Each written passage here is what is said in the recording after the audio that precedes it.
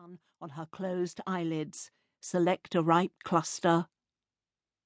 Late cicadas woke to the morning and began to rattle their desire, beating into the monotony. A dragonfly swooped by, settling on a neighbouring plant. Jane paused to watch it, fascinated by the slow lift and fall of its royal blue body against the rich green leaf, its protruding eyes. She was always pleased to see a dragonfly. Luke had taught her many years earlier, when they were both children and she a visitor to the estate, that dragonflies were good guys, and she shouldn't be afraid of them or hurt them. They ate the mosquitoes, and no one enjoys picking fruit while mozzies and midges constantly attack you and suck your blood. Overhead, swallows were swooping and wheeling. The Indian summer must have delayed their departure. Jane smiled as she worked, recalling blissful childhood days she had spent there, days when she and Luke had lain side by side in the long grass, bird-watching through binoculars, gorging on fresh strawberries nabbed from the greenhouse, when they had roamed the estate together like a pair of conquerors, and she had grown to inhabit it and love it as though it were her own. Luke had taught Jane not to fear the great outdoors.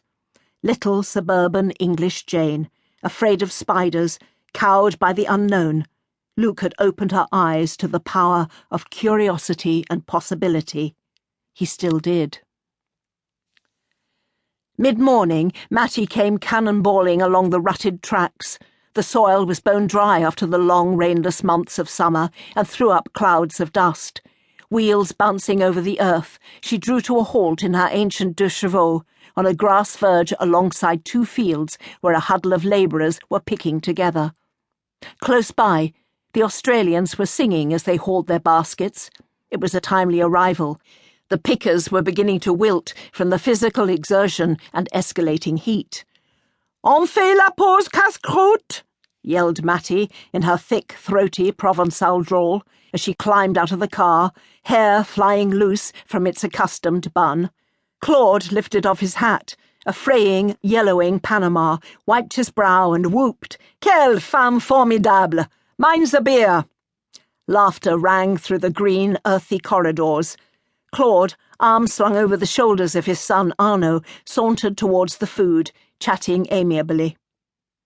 The grape pickers, grateful for the opportunity to pause for 20 minutes and slake their thirst, trudged as one towards the housekeeper's stationary vehicle. The sun was high and was threatening to explode with an intensity that outscored even the previous day. Most of the group were sweating already, but spirits were lively and no one was crabbing.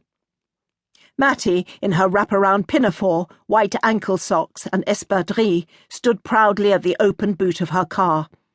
It revealed neat stacks of fresh baguettes, each stuffed with locally cured ham, tomatoes and goat's cheese from a neighbour's herd. Substantial triangles of quiche lay on metal trays, still warm from the oven. They were layered deep with vegetables pulled by Claude from the kitchen garden. To accompany, flasks of steaming coffee and chilled bottles of a young, fruity red. Clarisse would never allow the quality wine to be doled out to the labourers, and of course a chilled beer or two for Claude. "Wow, take a look at this yummy lot," called Sandy to her partner Jake.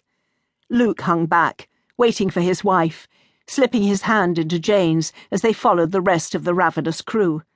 He had caught the sun, as she supposed she had too. His green eyes, flecked with amber, shone brightly, their colour emphasised by his bronzed skin.